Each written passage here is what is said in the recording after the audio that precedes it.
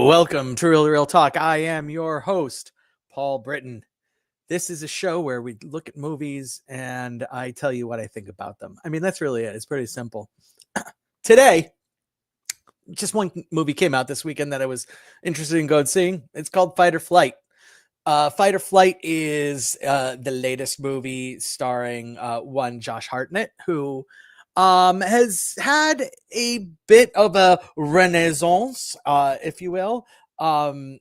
Specifically, uh, you know, thanks to just kind of finding a lane that is pretty interesting as far as, being hot guy, but also funny, but also willing to kind of put himself out there in like action movies and stuff like that. Um, and he decided that he liked the movie Bullet Train and that he wanted to do it on an airplane. And thus Fight or Flight was made. Um, let's talk about Fight or Flight versus Bullet Train. All right, so just for background, Bullet Train's movie came out a couple of years ago, starring Brad Pitt. The story was Brad Pitt was sent on a job to retrieve a thing from a train, and it turns out there were other people on that train there to retrieve the thing, or possibly kill the thing, or do something with the thing, and the people that were on that train also happened to be hitmen, much like actually Brad Pitt is also a hitman. So Fight or Flight moves the train to a plane, and instead of having about a half dozen hitmen or groups of hitmen after the thing, Josh Hartnett is sent on a plane looking for a thing, this time a person specifically. And the person that specifically that they're looking for, that Josh Hartnett is looking for, has gained enemies throughout the world. And so all of the enemies find out that this person's going to be on this particular plane, and they all send hitmen onto the plane.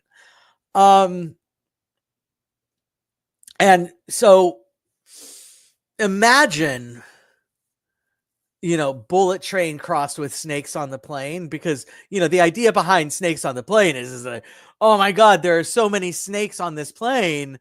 There's no escaping it. And that is the feeling of the number of hitmen on this plane, is that it's just overwhelming. And there, look, there are questions. We kind of find out at one point that the information about the wanted person being on this particular plane was released about 48 hours in advance of the flight. The flight's going from Bangkok to, or no, Malaysia. I'm sorry, Kuala. No, it was Bangkok. I was thinking of something else. Going from Bangkok to San Francisco, and it's a double-decker Boeing. And what we have to believe first is that well over, just way more than half of the airplane was not booked 48 hours in advance. What we also have to believe is that it doesn't raise any red flags to anybody that all of the available seats on this plane are purchased within 48 hours. Now, I don't know a lot about international travel, but I will say that I've never tried to book a flight 2 days in advance. And if I did, I really hope that I get hit with the security. I hope that I'm pulled aside and we see that you booked this flight 2 days ago from Bangkok to San Francisco. It's just the incredulity. So Fight or Flight versus Bullet Train. First thing, it's like 6 bad guys versus 60 bad guys. So that's thing one. Thing two, bad guys in Bullet Train, they have personalities. some of them have names. The many of them have lines. Actually, all of them have lines. And we kind of, and a few of them we get to know, and two of them we actually get to really like. And on Fight or Flight, all of the bad guys are they're you if they had just taken one actor, a la Sinners, and said you're playing all the bad guys, I don't think anybody would have noticed. Like, I don't think that would have raised a red flag. Just put like different hats on them, and people, oh, okay, so yeah, that's fine. Very highly disposable bad guys. There are two with personalities. One of the personalities is grating, and you actually want the person to die, and the other one is really intriguing. And when they die, you're like, is that all we're getting? All right, so that there's another difference, is the treatment of the bad guys. Fight or Flight, the MacGuffin. So in Bullet Train, the MacGuffin is a briefcase filled with cash. There just so happens to be like a gangster's son on there, and it becomes a side thing. On Bullet Train, or on Fight or Flight, we're looking for a person. We don't know who the person is. And so, like, one of the mysteries getting onto the flight is, who's the ghost? We don't know who the ghost is. And so the MacGuffin is a person, which is always kind of fun. I'm not gonna lie. I don't mind when we have person MacGuffins. It's think of it like Midnight Run, where the MacGuffin is Charles Grodin. Now that's a best case scenario. Best case scenario, you're getting Charles Grodin as a MacGuffin, because best case scenario is your movie has Charles Grodin in it. But in this case, the MacGuffin is like, I'm not going to say that they were pretty quick to establish to identify the ghost. But I definitely was like, well, I was surprised. I'll just say I was surprised. It would have made far more sense if they had drawn it out a little bit longer. It also would have made far more sense if they explained remotely how Josh Hartnett figured out who the ghost was, because it's supposed to be difficult, but that whatever. That's not, again, with movies like this, it's not my story to tell. I'm just here to watch the story that you're telling. One thing, Bullet Train versus Fight or Flight, and the Metacritic score on Fight or Flight is 59. The Metacritic score for Bullet Train is 49. And I'm just going to tell the Metacritics, you're a bunch of fucking idiots. Like, Bullet Train is such a vastly superior movie to Fight or Flight. I had so much fun. Bullet Train is definitely, post-pandemic, a top 3 movie-going experience for me. I just absolutely loved being in the theater watching Bullet Train. Maybe not top 3. That's stretching it a little bit, but 100% top 10. 100% top 10. Where like Barbie was way up there, Oppenheimer was way up there, American Fiction was way up there. I also love going to see Free Guy, who, by the way, Free Guy, Metacritic score 62. Okay, there we go. That makes sense to me. All right, I'm not going to complain about that. I don't get. That's fine if their Metacritic scores are going to be flip flop. That's fine. However, the Bullet Train on IMDb, it has a 7.3 from the fans, and Fight or Flight has a 6.4, and that makes sense to me. And And 6.4 makes sense to me as a score overall, 6.4 out of 10.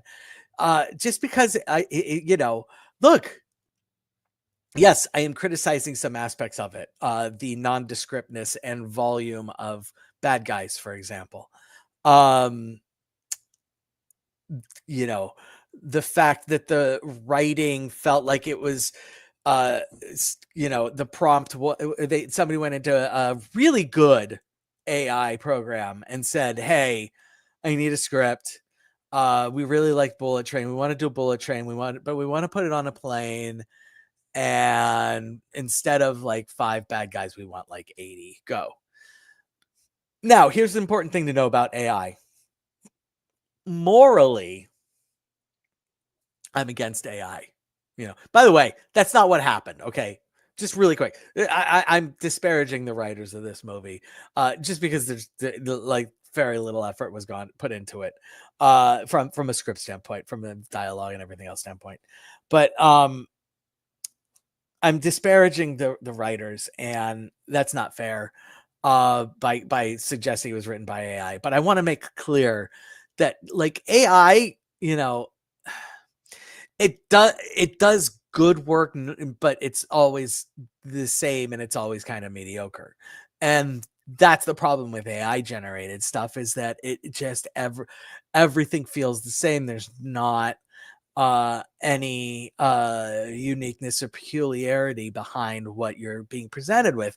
And this is just like, so what are we even doing, like, with the number of bad guys that are chasing after people here, that the bad guys are AI generated. Like, they are just so nondescript and so purposefully utterly forgettable, that that's just, I feel like it's a fair criticism that the script was generated by AI. Then the guys who actually got the script writing credit, went in and put human touches to it. That's just what it feels like. And look, you're gonna get decent stuff, but you're never gonna get a great stuff. You might get good stuff, and that's like as good as you're gonna get. And this is perfectly acceptable. Turn off my brain and just enjoy the mayhem for however long this movie was. And I'm done with my fight or flight versus Bullet Train, so I'm gonna just bring it up. Fight or flight. 1 hour and 40 minutes. That's fair. 1 hour and 40 minutes is, if that had gone any longer, one of my complaints would have been, this movie definitely had the wrong run time. But it didn't. It was just absolutely, when it was done, it was okay, great, cool. And then first credit hits, and I'm walking. I'm not, like, even if there's a stinger during the trailer, I'm good. Oh, by the way, oh God, I do need to mention. I'm sorry. This is not the kind of movie that we can just kind of leave without an ending. But yeah, that's just another complaint. I'm sorry. I'm complaining a lot, but I really enjoyed it. It's a fun movie. It really is a fun movie, but it's not like, I don't understand why the critics would give this higher than Bullet Train. That doesn't make any sense whatsoever to me. I bought Bullet Train. I enjoyed Bullet Train. I would watch Bullet Train anytime. Fight or Flight. Somebody would say to me, "Hey, I want to watch Fight or Flight," and I'd tell them, "Cool. Why don't we just watch Bullet Train?" And if they said, "No, I kind of want to watch Fight or Flight," I was like, "Okay, cool. Let's do it." I have no complaints other than, it's completely forgettable, but also not bad.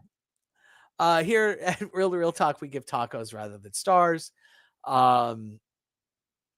If we feel like something deserves a little bit of extra, like a half a star, we don't do a half a taco. Why? Because nobody needs to have a fucking taco. What we do is we add some guacamole to the tacos. So, I'm going to give my my standard pat statement on my line of demarcation is 3 tacos versus 2.5 tacos. Like, so 3 tacos. Hey, this was fun. And I would absolutely watch this movie again. And Two and a Half Tacos was, I didn't hate it, and I don't know that I will ever watch this movie again. Um, this is getting three tacos, but they're not really good. They're just like, I'm really hungry, and I need three tacos. Like two tacos plus guac just wouldn't be fulfilling, and I was at least semi fulfilled at the end of this movie. So yeah, that's all I got for you today, guys. Real talk, fight or flight. I'm Paul Britton. Thanks for stopping by. We'll be off next week, partially because not too much is coming out that I particularly want to see, partially because I'm going to be away for part of the weekend. So